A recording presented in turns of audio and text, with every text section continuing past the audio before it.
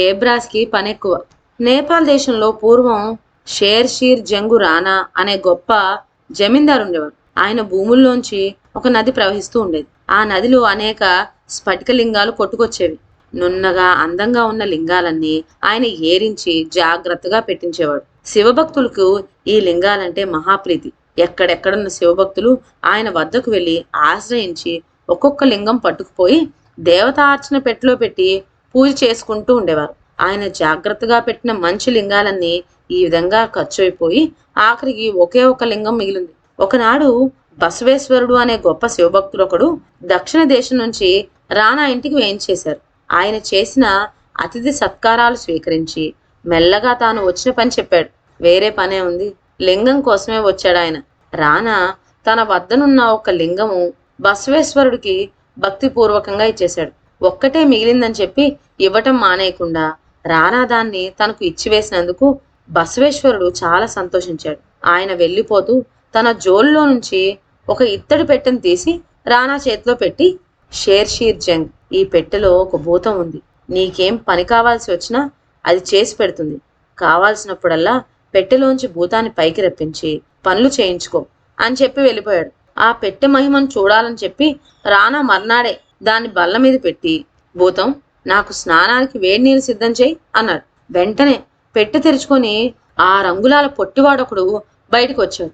వచ్చి చూస్తుండగానే 6 అడుగుల పొడుగున ఎదిగి గబగబా నీళ్ళ గదిలోకి వెళ్ళి నిప్పు చేసి నీళ్లు కాచి సిద్ధం చేశాడు. అంతా ఒక్క క్షణంలో జరిగిపోయింది. రానాకు ఈ పద్ధతి బాగానే ఉందనిపించి ఆయన ప్రతి పని ఆ భూతం చేతనే చేయించుకోవడం మొదలెట్టాడు.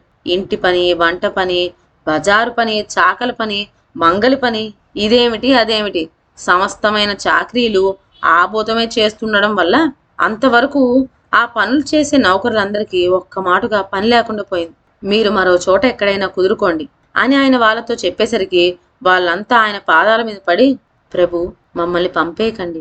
ఇదివరకటి కంటే ఇంక ముందు ఎంతో భయభక్తులతో పనులు చేస్తాం. మాకు శక్యంగాని పనులు ఏమైనా కావాల్సినప్పుడు ఈ భూతం చేత చేయించుకుందరు గాని అని ప్రాధేయపడ్డాడు. ఆయన వాళ్ళ మీద జాలిపడ్డాడు. అయ్యో, ఇంతమంది పని లేకుండా పోతారే అని భూతం ఉన్న పెట్టెను అటక మీద పెట్టేసి పాత నౌకరుల చేతనే తన పనులన్నీ చేయించుకుంటూ వచ్చాడు. ఈ నౌకరులందరిలోకి బద్దకస్తుడు రహీం అనే తోటవాడు. యజమాని ఏం చెప్పినా వాడు చెయ్యక తక్కిన వాళ్ళ చేత చేయిస్తూ ఉండేవాడు. ఎవరి పని వాళ్ళకే ఉన్నప్పుడు వీడి పని కూడా చేసి పెట్టడానికి తక్కిన వాళ్ళకు ఆ సమయం, తీరిక ఉంటుందా? చేసి పెట్టాలి అని ఇష్టం ఉంటుందా? యజమాని ఒకనాడు పెరట్లో ఏదో ఒక మొక్క నాటించడానికని ఒక గొయ్యి తీయమని రహీంకు పురమాయించి ఎక్కడికో వెళ్ళాడు. మామూలు ప్రకారం రహిమాను ఆ పనిని తక్కిన వాళ్లకు పురమాయించబోయాడు. అయితే ఈసారి వాళ్ళు వాడి మాటలు లక్ష్య పెట్టలేదు. నువ్వు మాలాగనే జీతం పుచ్చుకుంటున్నావు, నీ పని నువ్వే చేసుకో, మాకేం పట్టింది, పో అన్నారు. సోమరిపోతులు ఎన్ని ఆలోచనలకైనా పోతారు గాని పని మాత్రం ముట్టుకోరు కదా. పరమబద్ధకస్తుడైన రహీమాను ఆ పని ఎవరి చేత చేయించడమా అని తెగ ఆలోచిస్తున్నాడే కాని తను చేయడానికి మాత్రం పూనుకోలేదు. కొంతసేపటికి వాడికి మెరుపు లాంటి ఆలోచన ఒకటి తట్టింది. తట్టడమే తడువుగా వాడు గబగబా ఇంట్లోకి పోయి అటకెక్కి భూతం ఉన్న పెట్టెకు ఎదురుగా నిలబడి షేర్ సింగ్ జంగు రానా గొంతుతో, భూతం, పెరట్లో ఒక గొయ్యి తవ్వు అని ఆజ్ఞాపించాడు. వెంటనే 6 అంగుళాల భూతం బయటకొచ్చి 6 అడుగుల ఎత్తున పెరిగి రహిమాన్ చూసింది. అరే బద్మాష్, నువ్వా నన్ను పిలిచింది? యజమాన్ అనుకున్నాను అని కోపంతో పళ్ళు పటపటా కొరికింది. అయితే యువతలు వచ్చాక ఆజ్ఞ నెరవేర్చడం తప్పదు గనుక గుణపం పుచ్చుకొని పెరట్లోకి వెళ్ళింది. భూతం పళ్ళు కొరికి కోపం చూసినందుకు రహిమాన్ మొదట భయపడ్డాడు. కానీ పని జరుగుతున్నందుకు సంతోషించి తన తెలివిని తనే మెచ్చుకున్నాడు. పుష్టిగా భోజనం చేసి ఉండటం చేత వాడికి అక్కడనే చల్లగా కొనుకు రాబోయింది. ఎదురుగా యజమాని రత్నకంబలు కనపడితే దాని మీద ఒక్కసారి నడుము వాల్చాడు. పొగరు కాకపోతే యజమాని రత్నకంబలి మీద వాడికి పడకేమిటి? ఆయన చూడొచ్చాడా?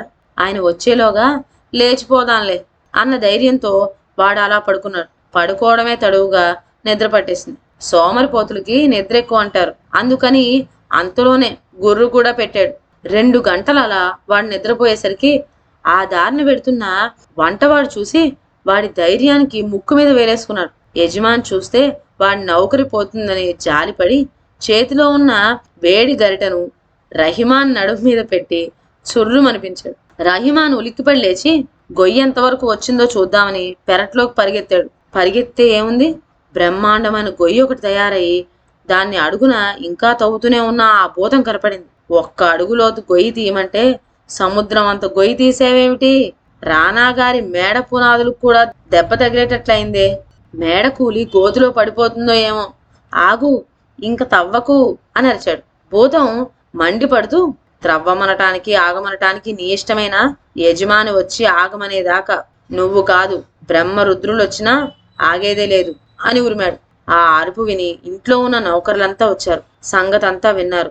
నగరపుత్రులు తవ్విన మహాగుండంలాగా కనబడే ఆ గోధును చూసి గుండె బాదుకున్నారు. ఒక్క క్షణం ఆలస్యం చేసిన భవనం అంతా ఆ గుండంలో కూలిపోతుంది. పరిగెత్తు, యజమాని త్వరగా తీసుకురా అని వాళ్ళు రహీమాన్ను తరిమేశారు. అప్పుడే ఇంటికి తిరిగి వస్తున్నాడు రానా. గుండెలు కమ్ముకుంటూ పరిగెత్తుకొస్తున్న రహీమాను ఆయనకి ఎదురయ్యేసరికి ఏమిట్రా కంగారు అని అడిగాడు. అందుకు రహీమాను, మీ కొంప కూలిపోతుందండి స్వామి, త్వరగా రండి అంటూ వెనక్కి పరిగెత్తాడు. రానా కూడా చరచరా అడుగులు వేసి ఇంటికి చేరుకొని పాతాళం వరకు త్రవ్వి ఉన్న ఆ గొయ్యి చూసి ఆశ్చర్యపోయాడు. ఇంకా త్రవ్వి మట్టిని గుట్టగా పోస్తున్న భూతాన్ని పైకి రమ్మని భవనం కూలిపోకుండా 3 గజాలు దూరంగా జరిపి నిలబెట్టు అని ఆజ్ఞాపించాడు. భూతం ఆ ఆజ్ఞ నెరవేర్చి గ్రోతి పక్కన ఏడుపు మొహం పెట్టుకు నిలబడ్డ రహిమాన్ కేసి కొరకరా ఒక చూపు చూసి పెట్టెలో ప్రవేశించి తలుపు మూసుకుంది. నౌకర్ల వల్ల రానా సంగతంతా విన్నాడు. రహిమాన్ పిలిచి, చూస్తావేం ఇంకా, పార తీసుకొని గొయ్యి పూడ్చడం ప్రారంభించక అని హుంకరించాడు. రహిమాన్ గజగజా వణికిపోతూ, అయ్యో బాబోయ్, ఈ గొయ్యి పూడ్చడం నా తరం అవుతుందా, ఎన్నేళ్లు పడుతుందో అని గోలపెట్టాడు. పట్టని, కాస్త పనికి బద్దకించావు గనక నీకింతే శాస్తి. ఏ బ్రాస్కి పని ఎక్కువ అంటారు పెద్దలు, తీసుకో పార అన్నాడు రామ్. కిక్కురు మనకుండా రహీమాన్ పార పుచ్చుకొని పెద్ద పర్వతంలాగా పడి ఉన్న మట్టిని తీసి గొయ్యి పూడ్చడం ప్రారంభించాడు.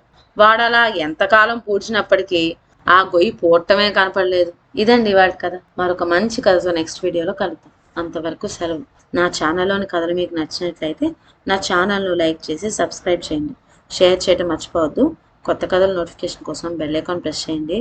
Thank you.